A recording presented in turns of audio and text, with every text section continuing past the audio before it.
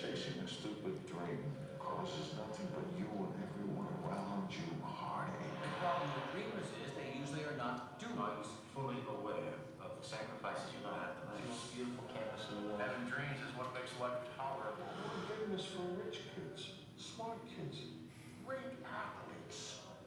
It's not for us.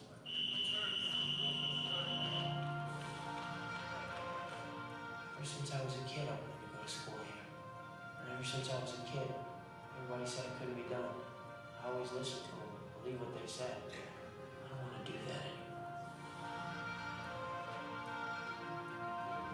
Hey, kid! Not supposed to be here. Not everyone is meant to go to college. I need your help. Why should I help? I just want to be a part of this university. The nuts. A lot of people have been telling me that lately.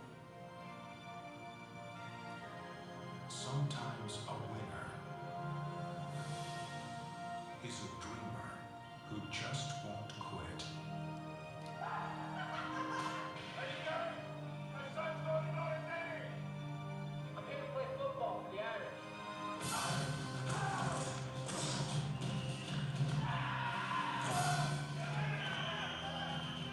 I wish God would put your heart in some of my players' bodies.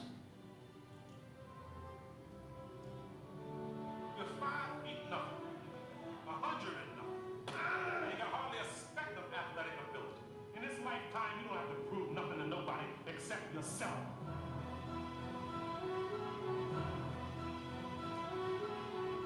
A true story from the creators of Hoosiers. I'm ready, champ. I've been ready for this my whole life.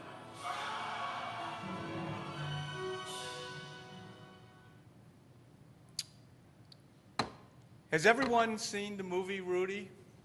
Has anyone not seen that? Oh, there's a few. Okay, well, I really encourage you to go see that, rent that movie and see it. It is one of my all-time favorite movies.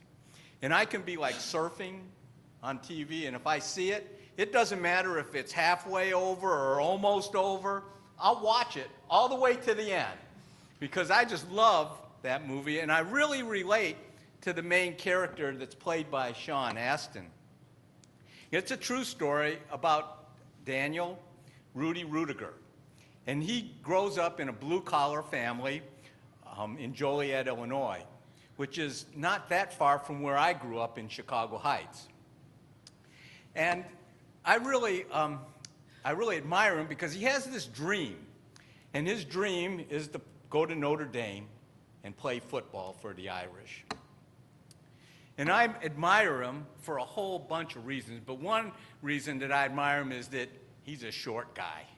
And, you know, I thought for a minute that, like, he was shorter than I am, but that turned out not to be true.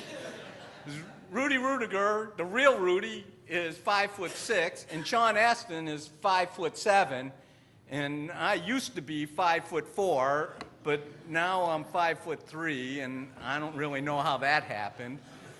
And then I thought my boys were going to be like the Rudys of our family, right, when they were little, and now they're 6 foot tall, and I'm the shortest one in the family, and the only one that I'm taller than is the dog. But it's okay, because I admire him overcoming adversity. And in spite of his size, he gets beat up all the time, but he gives out all of this effort. And I relate to that, admire that, because that icing that his body, that's what I do almost every Sunday after I get done playing hockey. And Michelle looks at me and shakes her head and goes, I got nothing. So he's an amazing person. And I've always wanted to be carried off the field on my teammates' shoulders. That's never going to happen. But I admire that. And I admire the fact that he overcomes criticism and negativity, his family, his friends. No one believes that he can go to college, let alone Notre Dame, get on the football team, graduate. I mean, after all, no one in his family has ever graduated from college. And in spite of having dyslexia, he's accepted to Notre Dame. And he makes the practice squad. And he has to stay on the practice squad just to have a chance of playing in a real Notre Dame football game. And I admire that. But most of all, I admire Rudy's faith. Rudy has great faith. And the movie made me think of the Rudys of the Bible.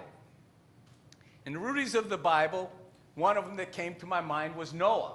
Because Noah faced lots of criticism, lots of negativity, right? I mean, can you imagine building an ark? Can you imagine building an ark in your front yard and what the neighbors might say? And David,